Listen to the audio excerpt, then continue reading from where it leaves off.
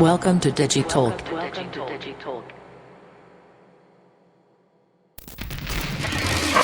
Hi there, everybody. My voice is sounding really good. I knew what to expect. Really poor applause. So I was ready for that. My feelings aren't hurt. I'm easy to recognize, like Pascal. He's got a pink shirt. I got a red hat.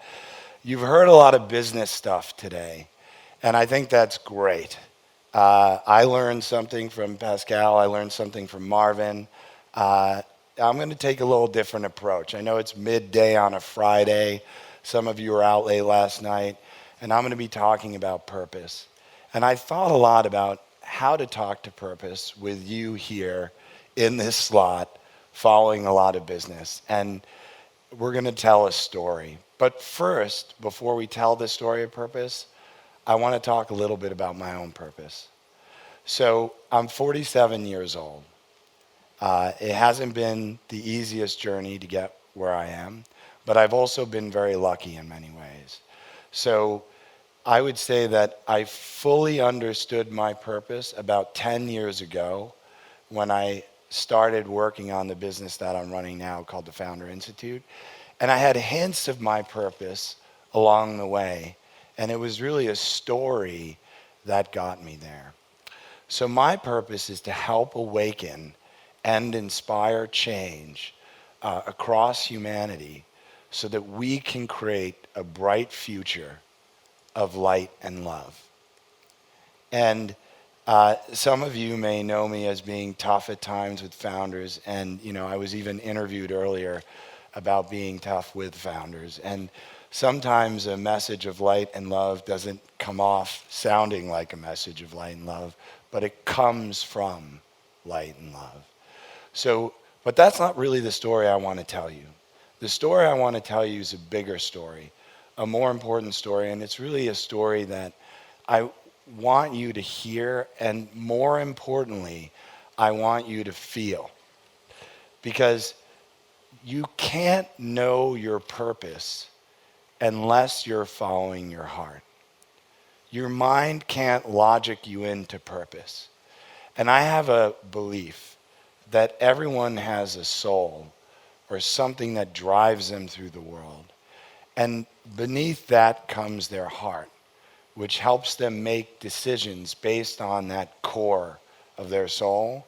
And then last but not least is the mind that sort of makes sense of the world around them. And, most of the time in the world where we live, we're living in a world of the mind, right? So what I ask you to do is just let your heart listen as much as your mind listens to this story. So hurt and suffering people abused the world around them and caused a global economic collapse. Okay? Due to luck and leadership, we averted a global crisis. Humanity sprung into action and actually remedied this crisis.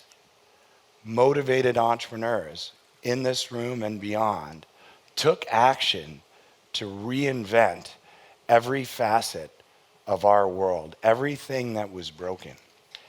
And all nations of the world united to create a grand plan to make our future as beautiful as possible. Our collective efforts spawned a long period of global prosperity. The original pain, however, and the suffering that led to that initial collapse still persisted and presented a risk to the world around. So a period of healing began and self-reflection. And in this period of healing, caring people started to heal themselves and help others around them heal so that the world could be a healthy and happy place. And in this healthy world, healthy entrepreneurs came and they built new businesses that inspired more people to heal. In those new businesses, It united the people to work together on this grand plan that was set by all the nations of the world. And the collective efforts of these new businesses created great prosperity for everyone, not just the people involved. And while all this is going on, technological innovations eliminated the hard work and monotonous work that had plagued humanity throughout its existence. So people were freed to finally work on things that matter and to realize the grand plan. The grand plan of humanity was realized, and the world became a beautiful place to live, a place that everyone was proud to raise their children in.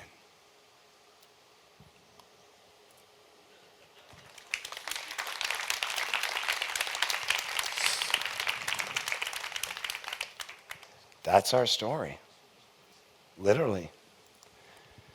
A story of our collective purpose. So in 2008, Lehman Brothers collapsed. The global economy went, I tried to buy a house on the day Lehman Brothers collapsed. And all my assets, all the loans, everything frozen. Shipping containers were stuck in the middle of the ocean with no place to go because the financing vehicles were all stopped. And so the boats didn't know where to go. The world was frozen.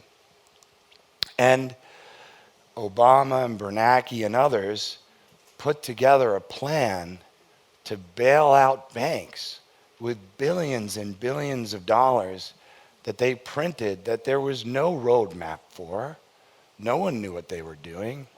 If they might have been putting money into something that would have just made things worse. But they took a risk, they took leadership, and they stopped something very disastrous from happening. And the clicker stopped working. So if you want to click for me, maybe we could do hand signals like, hi. Questions? The story was only getting good.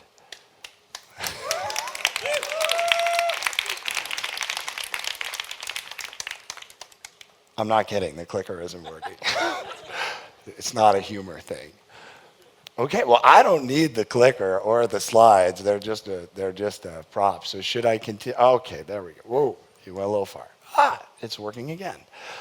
So in 2019, many of my friends who are entrepreneurs and myself said, what can we do to make the world better? And so I started the Founder Institute because I said, I believe that entrepreneurs can do things that will fix every little problem we have. And maybe that will allow us to avoid collapse. And by the way, a lot of my friends did similar things. And entrepreneurs around the world were motivated to help one another and help the world fix these core problems. And then the nations of the world united in the United Nations to create one of the most beautiful things that I have ever seen, the 17 UN Sustainable Development Goals. And if you don't know what these are, please take a few moments and read and review them on your own. So the 17 big goals you can see up there, but on each one of those you can click in and learn more, and there's actually facts, and then they have sub-goals. And look at them. No poverty, zero hunger, good health and well-being. It goes on. Life below water, life on land. There are 2 on equality. Gender equality, number 5, and number 10 is reduce inequalities. 2 separate goals to make people feel more equal all around the world. They created one of the most beautiful roadmaps for humanity that you could possibly imagine. And if you read them, you'll be even more impressed. And what has happened? That's the Dow Jones Industrial Average over the last 10 years. It's been the longest sustained period of economic growth in recent history, in modern history. It's been a nonstop upward tick. And if you say, well, why is it a nonstop upward tick? What changed? I'll tell you what changed. People in rooms like this around the world started to care and work on things that matter and start businesses to fix the problems of the world. And that happened. And I don't see any sign of it ending anytime soon. And then now, as I travel around the world, I meet healed and healthy people. People who need healing and get healing, people who are healers, and they're working to help their friends, their peers, people that they meet, overcome traumas, overcome pain, overcome suffering. And I've seen people in this room with amazing abilities. So I can take someone's hands, and I have the ability to be an energy healer, and I can help you get rid of traumas by just holding your hands. But I've seen people do fantastic things, right? I can power rooms with energy. And that's just the beginning. I've seen people who can heal much greater than I can and do other fantastic things. And it's just the beginning. And as we heal and create these healthy entrepreneurs that are based on a healthy mindset, starting to think about important businesses, I'd like to see, at least at the Founder Institute, 80% of all the companies we create worldwide by 2021 have one of those 17 UN Sustainable Development Goals as their core mission.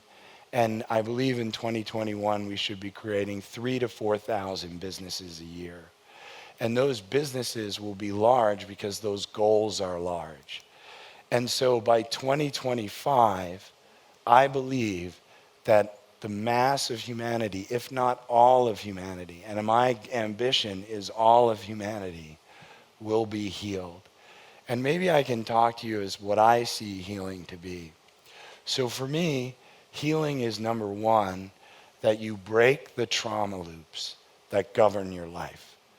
I'm the child of an abusive alcoholic mother, and she beat me all the time. I sleep still with the blanket pulled many times unconsciously because she would come in at night and beat me. And obviously that doesn't happen anymore, thankfully. But with that said, I've broken the trauma loops, but many people haven't. Many people still live in trauma loops from their childhood and beyond, and we need to break them, and that's number one. Number two, for us to be healthy, we need to be conscious. We need to be conscious about the things that we do, the actions that we take, the things that we dedicate our time to, the resources that we allocate. Our consciousness at many times right now is suppressed or asleep, but we can turn it on and be aware of the things that we do, and that will help us also to break the trauma loops of other people. And finally, we need to lead with our heart, right? We don't live in a world of the heart. We live in the world of the mind. And when we can lead with our heart, we can do amazing things to make the world a better place. So by 2028, self-driving cars, more robotics are in place, and we don't need to do menial jobs that have plagued humanity for so long, allowing us by 2030 to be proud of the world that we live in and really say, beyond a shadow of a doubt, that it is a beautiful world. And this is a beautiful story, right? It's our story. If you believe it, we can make that story or this story real. But if you can believe any story, you can make that story real too, right? I'm telling you what my story is. You have your own story. You have a beautiful story that you can believe in and make real. And your story should begin with light and love, right? If you can lead with your heart and stay on the bright side, you will have a beautiful story. And your story begins with forgiveness. forgiving yourself, forgiving the people around you, and allowing your love and light to shine in the world unimpeded. And lastly, your story begins with staying positive. It's so easy to get negative, and I'm careful with the words that I use, and I might have said some negative things, and I apologize. If I did, that's not my intention, right? My intention is always to stay positive. And if you stay positive, you'll have your purpose, and you'll be able to do amazing things. So with love, light, forgiveness, and positivity, you can make your story and your purpose into reality. And you will find your purpose. You will find your story. You will manifest that into a beautiful world. Humanity is awakening, everyone. I know you feel it, right? I feel it in this room right now. I feel it. It's nice. Our purpose is great. Your purpose is great. Together, we're one. We're one on this planet. This is our opportunity, our world, our time, right now. And so I'm here to help however I can. So big red hat, kind of doofy guy, just come on over. Happy to help however I can, in any way, literally any way. And so in 10 years, the world around us will realize these UN Sustainable Development Goals, and we can be proud of what we've created. Thank you.